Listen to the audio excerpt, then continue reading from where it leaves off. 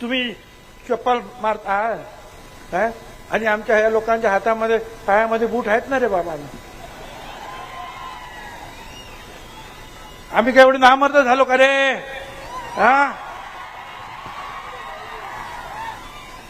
लड़ेंगे हर दिन डरे नहीं है, लड़ेंगे हर दिन डरे नहीं है, जीतेंगे एक दिन हम मरे नहीं है.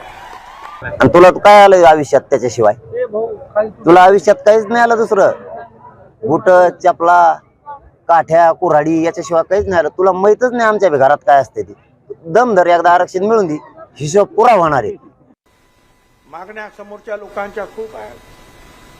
ती गरीब लेकरं आहे, त्यांची लेकरं बाळ गरीब आहे, म्हणून त्यांना आरक्षण पाहिजे. 200 JCB आहे फुलं उधळण्यासाठी, ते गरीब आहे. हेलिकॉप्टर मधून फुलांचा वर्षाव होतो आहे, ते गरीब आहे. आता मुंबईला जाणार तर त्यांची गरीब लेकरं बाळ 200 मोटर गाड्या घेऊन मुंबईत गेले का?